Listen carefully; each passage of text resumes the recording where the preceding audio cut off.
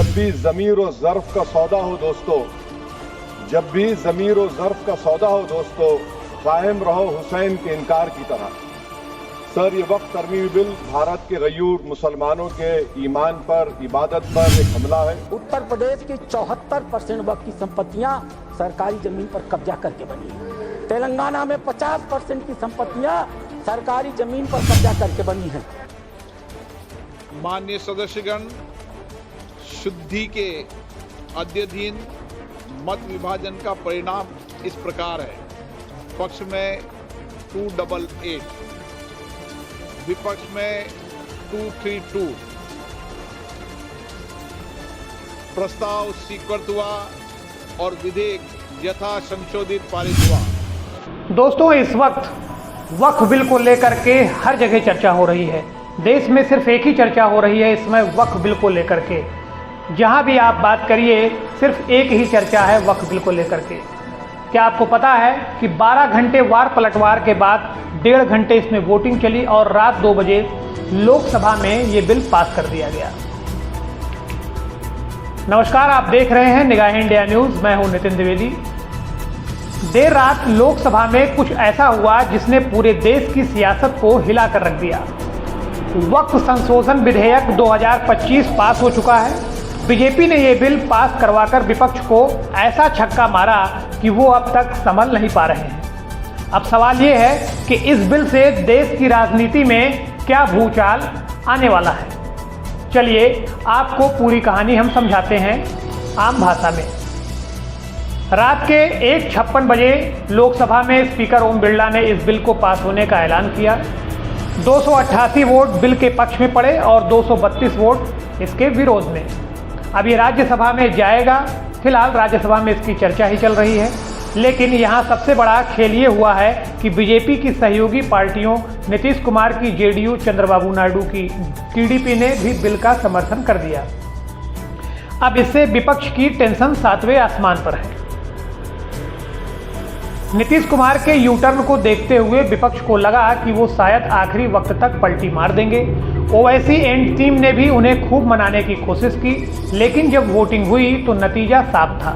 अब जरा सोचिए कि क्या इस बिल से देश में सेकुलरिज्म का नया डेफिनेशन सेट हो रहा है? क्या बीजेपी ने दिखा दिया कि मुस्लिम वोट बैंक की राजनीति अब पुरानी हो चुकी है? और सबसे बड़ा सवाल यह है कि क्या इस बिल के बाद बिहार और बंगाल चुनाव पर असर पड़ेगा? इसका जवाब खुद गृह मंत्री अमित शाह ने दिया। जब उन्होंने संसद में तृणमूल कांग्रेस को जवाब दिया, उन्होंने साफ कहा कि यह बिल किसी के खिलाफ नहीं है, बल्कि पारदर्शिता लाने के लिए लाया गया है। अमित शाह ने लोकसभा में जोर देकर कहा कि इस बिल में वक्फ से कोई छेड़छाड़ नहीं की गई, बल्कि वक्फ बोर्ड की कार्यप्रणाली को बेहतर बनाने के लिए बदलाव किए गए हैं। मगर असदुद्दीन ओवैसी ने इसे संविधान के अनुच्छेद 25 और 26 का उल्लंघन बताया और बिल को मुस्लिम विरोधी कहा।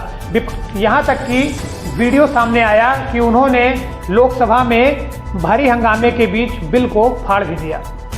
अब विपक्ष इसे लेकर हंगामा करने की फिराक में था, लेकिन बीजेपी ने ऐसी बैटिंग की कि विपक्ष क्लीन बोल्ड हो गया। इस बिल के पास होते ही बीजेपी ने 6 बड़े सियासी निशाने भी साध लिए, जो हम एक एक करके आपको बताते हैं। जिसमें पहला ये है कि सेकुलरिज्म की वही भाषा नहीं चलेगी जो विपक्ष तय करता है। मुस्लिमों से जुड़े हर फैसले को मुस्लिम विरोधी बताने की राजनीति खत्म। मुस्लिम वोट की सियासी हांडी अब बार बार नहीं चढ़ेगी। मुस्लिमों से जुड़े मुद्दों को सड़क पर हंगामा करके फैसले बदलवाने की कोशिशें अब नाकाम रहेंगी। नीतीश और नायडू के समर्थन के बिना बीजेपी को कमजोर समझने की गलती न की जाए। भले ही बीजेपी की सीटें घटी हों, लेकिन मोदी सरकार के फैसलों की रफ्तार में कोई कमी नहीं आई है। जिस हिसाब से उन्होंने लोकसभा में देर रात वक्फ बिल को पेश किया और वहां पर इस पर चर्चा हुई, बाद में वो पास हो गया, इससे तो यही लगता है कि बीजेपी कुछ दूसरे मूड में है।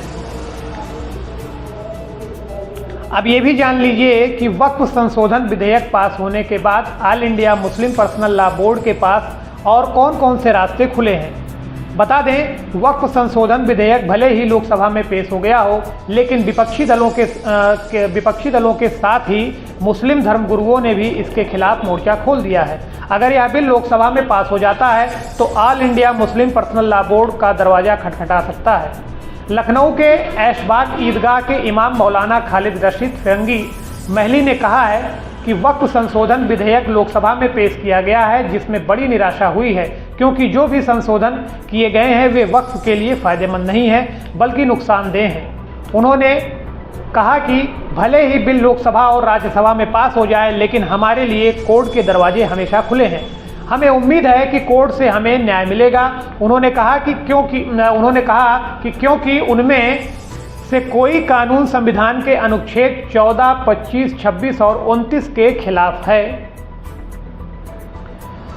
अब आपको यह भी हम बता दें कि आखिर वक्फ बोर्ड क्या है और ये शब्द कहाँ से आया है। आखिरकार इस पर इतना जो हंगामा हो रहा है, क्या आपको पता है कि वक्फ बोर्ड या वक्फ शब्द आखिरकार है क्या? तो सुनिए, वक्फ शब्द अरबी भाषा के वकूफ़ा से बना है, जिसका मतलब होता है रोकना या संरक्षित करना। इस्लाम में वक्फ का अर्थ उन संपत्तियों से है जो जन कल्याण के लिए सुरक्षित होती हैं। ब्रिटिश सरकार ने 1913 में वक्फ बोर्ड की नींव रखी थी और 1923 में इसे कानून आधार मिला। आज़ादी के बाद 1954 में पहला वक्फ अधिनियम आया, जिसे 1995 में संशोधन किया गया। 2013 में हुए बदलावों के बाद वक्फ बोर्ड को और ज़्यादा अधिकार मिले, जिससे विवाद बढ़े। अब 2025 में सरकार ने नए संशोधन किए हैं जो वक्फ संपत्तियों पर लगाम लगाने के लिए पारदर्शिता लाने के लिए दावा करता है। सरकार ने वक्फ बिल के साथ कुछ परेशानियां बताई हैं, जिसे वक्फ संशोधन विधेयक 2025 के जरिए दुरुस्त किए जाने का दावा किया जा रहा है। एनडीए सरकार के मुताबिक पुराने वक्फ विधेयक ने निम्न परेशानियां थी, जिसमें आपको ये बता दें कि बार बार वक्फ हमेशा वक्फ के सिद्धांत से विवादों को जन्म दिया है। जमीन कब्जे, कानूनी विवाद और मिसमैनेजमेंट की शिकायतें इसमें हुई हैं। वक्फ संपत्तियों का अधूरा सर्वेक्षण, वक्फ ट्रिब्यूनल्स के फैसलों को हाई कोर्ट या दूसरी अदालतों में चुनौती नहीं दी जा सकती। वक्फ अधिनियम केवल एक धर्म पर लागू होता है, जबकि अन्य के लिए इसके समान कोई कानून नहीं है। ऐसे में यह संशोधन की भेदभाव न करने की भावना के खिलाफ है। तो दोस्तों, इस बिल के असर पर आपकी क्या राय है? क्या वक्फ बिल वाकई मुस्लिमों के खिलाफ है या फिर यह पारदर्शिता के लिए एक बड़ा सुधार है? कमेंट करके अपनी राय हमें बताइए और इस वीडियो को शेयर कीजिए ताकि सच सब तक पहुंचे। दोस्तों, अगर आपको ये वीडियो पसंद आया हो तो लाइक करें, शेयर करें, सब्सक्राइब करना न भूलें। ऐसे ही पॉलिटिकल अपडेट्स के लिए हमारे साथ आप जुड़े रहिए।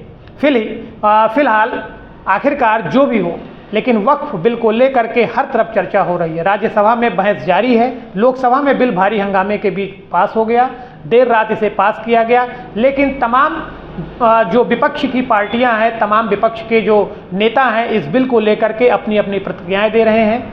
आपने देखा होगा कि असदुद्दीन ओवैसी, एआईएम के जो सबसे बड़े नेता हैं, उन्होंने इस बिल को ये कहते हुए फाड़ दिया कि उन्होंने गांधी का शब्द लेकर के इस बिल को पूरे लोकसभा में फाड़ दिया और कहा कि मैं इसका विरोध करता हूं, और तमाम पार्टियां इसका विरोध कर रही हैं। फिलहाल बीजेपी लोकसभा में इस बिल को पास कर चुकी है और राज्यसभा में बहस अभी चल रही है। अब देखना यह है कि आगे सामने क्या निकल करके आता है। अगर आपको ये हमारा वीडियो पसंद आया हो तो आप इसे लाइक करें, शेयर करें और चैनल को सब्सक्राइब करना ना भूलें। मिलते हैं अगले वीडियो में, तब तक के लिए नमस्कार।